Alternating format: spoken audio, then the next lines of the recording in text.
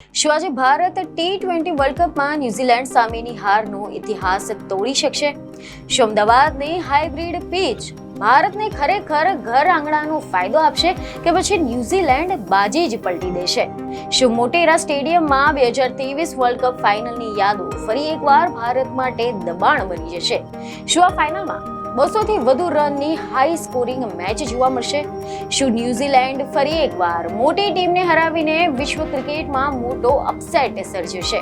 તો ચાલો આ સમગ્ર મામલે આપણે ડિટેલમાં જાણકારી મેળવીએ. નમસ્કાર દર્શક મિત્રો, ખેલ જગતમાં આપનું સ્વાગત છે. તો દર્શક મિત્રો, ભારતીય ક્રિકેટના ઇતિહાસમાં કેટલીક રાતો એવી હોય છે કે જ્યારે માત્ર એક મેચ નથી રમાતી, પરંતુ કરોડો લોકોની આશાઓ, ગૌરવ અને ભાવનાઓ મેદાનમાં ઉતરી આવે છે. અને અમદાવાદના મોટેરામાં આવેલા વિશ્વના સૌથી મોટા ક્રિકેટ સ્ટેડિયમોમાં આજે એક એવી જ ઐતિહાસિક રાત સર્જાવા જઈ રહી છે. T20 world કપની final. એક બાજુ ભારત, બીજી બાજુ ન્યુઝીલેન્ડ અને વચ્ચે છે માત્ર 22 યાર્ડની એક પીચ. પરંતુ આ માત્ર પીચ નથી, આ એ જગ્યા છે કે જ્યાં એક દેશનો ગર્વ લખાઈ શકે છે અને બીજી ટીમ માટે ઇતિહાસ રચાઈ શકે છે. કરોડો ભારતીય ચાહકો માટે આ ફક્ત એક રમત નથી, આ એક ભાવના છે. વર્ષ 2023માં આ જ મેદાન ઉપર ભારતીય ચાહકોના દિલ તૂટી ગયા હતા જ્યારે વન ડે વર્લ્ડ કપની ફાઇનલમાં ઓસ્ટ્રેલિયાએ ભારતને હરાવીને ટ્રોફી જીતી હતી. અને તેના પછીથી ભારતીય ચાહકો માટે આ મોટેરાનું નામ એ માત્ર એક સ્ટેડિયમ તરીકે નહોતું, પરંતુ એક અધૂરું સપનું બની ગયું હતું. અને આજે ફરી એકવાર એ જ મેદાન છે, એ જ પ્રકાશ છે, એ જ ઉત્સાહ અને એ જ પ્રશ્ન કે શું ભારત આ વખતે પોતાના ચાહકોને ખુશી આપશે કે પછી ફરી એકવાર ઇતિહાસ કોઈ બીજી મોટી ટીમના પક્ષમાં વળશે? T20 વર્લ્ડ કપની આ ફાઇનલ એ માત્ર ભારત અને ન્યુઝીલેન્ડ વચ્ચેનો મુકાબલો નથી. આ બે અલગ પ્રકારની જે ક્રિકેટ છે તેના ફિલોસોફી વચ્ચેની ટક્કર છે. ભારત એક આક્રમક, આત્મવિશ્વાસથી ભરેલી ટીમ છે, જ્યારે ન્યુઝીલેન્ડ શાંત, વ્યૂહરચનાત્મક અને શિસ્ત માટે ઓળખાય છે. વર્ષોથી ક્રિકેટમાં એક કહેવત ચાલતી આવી છે કે ન્યુઝીલેન્ડ સૌથી શાંત પરંતુ સૌથી ખતરનાક ટીમ છે અને તેઓ ઘણી વખત મોટા ટુર્નામેન્ટમાં દબાણ વગર રમે છે અને એ જ તેમની સૌથી મોટી શક્તિ છે. T20 વર્લ્ડ કપના ઇતિહાસમાં ભારત માટે એક ચિંતાજનક આંકડો પણ છે કે ભારતે હજુ સુધી T20 વર્લ્ડ કપમાં ન્યુઝીલેન્ડને નથી હરાવ્યું. બંને વચ્ચે થયેલી ત્રણેય મેચમાં જીત ક્વીઝને મળી હતી અને આ આંકડો ભારત માટે માનસિક દબાણ ઊભું કરી રહ્યો છે. પરંતુ બીજી તરફ હાલની ભારતીય ટીમનો આત્મવિશ્વાસ પણ ઓછો નથી.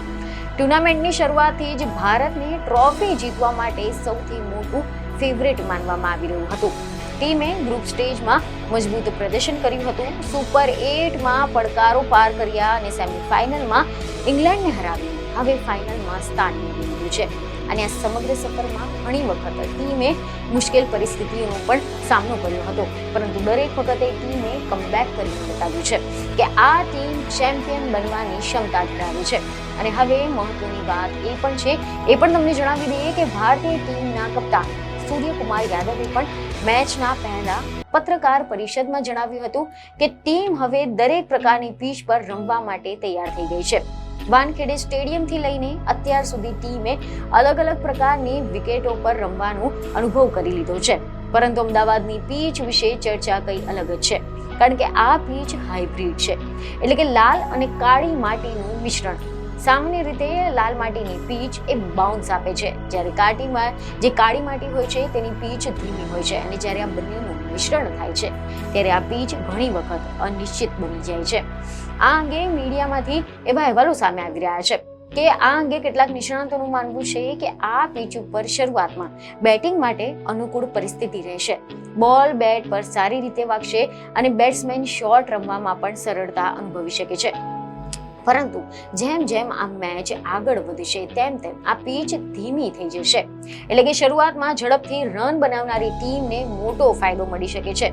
તો એવા પણ અહેવાલો છે કે ક્રિકેટના વિશ્લેષકોનું કહેવું છે કે આ પીચ ઉપર 200 થી વધુ સ્કોર બનાવવાની શક્યતા છે અને જો આવું થયું તો પછી ફાઇનલ એક હાઈ સ્કોરિંગ થ્રિલર બની શકે છે. ભારત માટે સૌથી મોટી આશા બુમરાહ છે. જસપ્રીત બુમરાહ માત્ર ભારતના જ નહીં પરંતુ વિશ્વના સૌથી ખતરનાક બોલરોમાંના એક માનવામાં આવે છે અને અમદાવાદનું સ્ટેડિયમ તેમના માટે લગભગ ઘર જેવું છે. અહીંયા તેમણે ઘણી વખત વિરોધી ટીમને મુશ્કેલીમાં મૂકી દીધા હતા અને જો બુમરાહ શરૂઆતમાં જો વિકેટ લઈ જાય તો પછી ભારત માટે આ મેચ સરળ બની શકે છે. પરંતુ ન્યુઝીલેન્ડ પાસે પણ મજબૂત બોલિંગ આક્રમક છે. મેટ હેનરી જેવી જે નવી બોલની સાથે ખૂબ જ ખતરનાક સાબિત થઈ શકે છે. તેઓ ઘણી વખત શરૂઆતમાં વિકેટ લઈને વિરોધી ટીમ પર દબાણમાં મૂકી દેતા હોય છે અને આ મેચમાં ટોસ પણ ખૂબ જ મહત્વપૂર્ણ બની રહેશે. કારણ કે આ અંગે એવા અહેવાલો સામે આવી રહ્યા છે કે ઘણા બધા નિષ્ણાંતોનું માનવું છે કે જે ટીમ ટોસ જીતશે તે પહેલા બોલિંગ પસંદ કરી શકે છે. કારણ કે સાંજના સમયે ડ્યુ ફેક્ટર બોલિંગને અસર કરી શકે છે. જો ડ્યુ આવી જાય તો પછી બોલ પકડવો મુશ્કેલ બની જાય છે અને સ્પિનરો માટે પણ આ બોલ પર કંટ્રોલ રાખવો મુશ્કેલ બની શકે છે. ભારત માટે એક ચિંતા સ્પિન વિભાગ પણ છે. કારણ કે છેલ્લા કેટલાય સમયથી ભારતીય બેટ્સમેન સ્પિનની સામે મુશ્કેલી અનુભવી રહ્યા છે. પરંતુ આ પીચ પર ટર્ન ઓછું હોવાની શક્યતા છે, જેના કારણે ભારતને થોડી ઘણી રાહત મળી શકે છે. તો બીજી તરફ ન્યુઝીલેન્ડના કપ્તાન મિચેલ સેન્ટેનરે પણ મીડિયા સમક્ષ એવી જાણકારી આપી હતી કે તેમની ટીમનો હેતુ અમદાવાદના દર્શકોને શાંત કરવાનો છે. મોટા ટુર્નામેન્ટમાં ઘણી વખત અપસેટ થાય છે અને જો તેમની ટીમ સારું રમશે તો પછી ભારતને હરાવી શકે છે. અને તેમના આ નિવેદનથી વર્ષ 2023ના વર્લ્ડ કપ ફાઇનલની યાદ તાજા થઈ ગઈ હતી. ત્યારે પણ ઓસ્ટ્રેલિયાના કપ્તાન પેટ કમિન્સે કહ્યું હતું કે તેઓ ભારતીય દર્શકોને શાંત કરવા માંગે છે અને અંતે એ વાત સાચી પણ સાબિત થઈ હતી. એ મેચમાં ભારત 250 રન પર ઓલ આઉટ થઈ ગયું હતું, જ્યારે ઓસ્ટ્રેલિયાએ સરળતાથી જીત મેળવી લીધી હતી. અને આજે ફરી એકવાર ભારતની સામે એ જ પ્રશ્ન ઉઠી રહ્યો છે કે શું ટીમ ઇન્ડિયા દબાણને સંભાળી શકશે? કારણ કે ઘર આંગણે રમાતી જે મેચ છે ત્યાં ટીમ માટે ઘણી વખત દબાણ રૂપ બની જાય છે અને સૌથી મોટો વિરોધ બની જાય છે.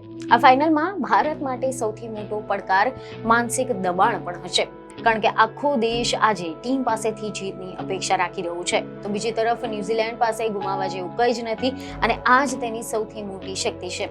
આ સમગ્ર ટુર્નામેન્ટમાં ન્યુઝીલેન્ડ પણ મજબૂત પ્રદર્શન કર્યું છે.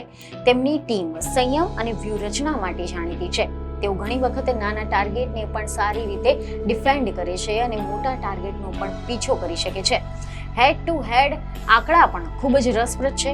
મીડિયા રિપોર્ટ અનુસાર T20 ઇતિહાસમાં ભારત અને ન્યુઝીલેન્ડની વચ્ચે કુલ 30 જેટલી મેચ રમાઈ હતી, જેમાંથી ભારતે 16 જીતેલી છે, જ્યારે ન્યુઝીલેન્ડે 11 જીતેલી છે અને 3 મેચ ટાઈ રહી હતી. પરંતુ વર્લ્ડ કપમાં ક્વિઝનો રેકોર્ડ ભારતના સામે સારો રહ્યો છે.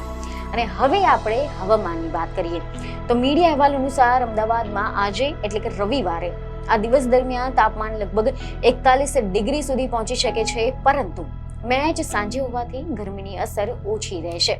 આકાશ સંપૂર્ણપણે સાફ રહેશે, વરસાદની કોઈ પણ શક્યતા નથી અને પવન લગભગ 19 કિલોમીટર પ્રતિ કલાકની ઝડપે ફૂંકાઈ શકે છે અને ભેજનું પ્રમાણ પણ લગભગ 25% રહેવાનું છે. એટલે કે ક્રિકેટ માટે પરિસ્થિતિ અનુકૂળ છે.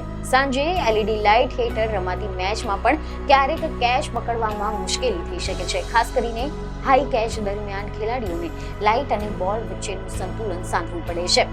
આ મેચ માટે સોમવારનો દિવસ પણ રિઝર્વ ડે તરીકે રાખવામાં આવ્યો છે, જેથી કરીને જો કોઈ પણ કારણસર રવિવારે એટલે કે આજે આ મેચ પૂર્ણ ન થાય તો પછી સોમવારે ફરી એકવાર રમાઈ શકે છે.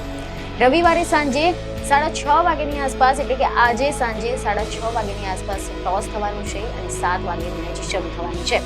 મધરાત સુધીમાં વિશ્વને ખબર પડી જશે કે નવો T20 વર્લ્ડ કપ ચેમ્પિયન કોણ છે. શું ભારત સતત બીજી વખત T20 વર્લ્ડ કપ જીતવાનો ઇતિહાસ બનાવશે? શું ન્યુઝીલેન્ડ ફરી એકવાર મોટા મંચ પર અપસેટ સર્જશે? શું અમદાવાદની પીચ ભારત માટે આશીર્વાદ બનશે કે પછી પડકાર? આ બધા જ પ્રશ્નોના જવાબ હવે માત્ર 22 યાર્ડની પીચ અને 40 ઓવરની રમત જ આપશે. કરોડો ભારતીય ચાહકોની નજર હવે મોટેરા તરફ છે કે જ્યાં ક્રિકેટનો સૌથી મોટો યુદ્ધ શરૂ થવાનો છે અને જ્યાંથી જ કદાચ એક નવી ક્રિકેટની કહાની જન્મ લેશે. તો આશા છે કે આ માહિતી તમને મહત્વની લાગી હશે, જેથી અમારા વિડીયોને લાઇક અને શેર જરૂરથી કરજો. બીજી એક ખબર સાથે ફરી મળીશું. ધન્યવાદ.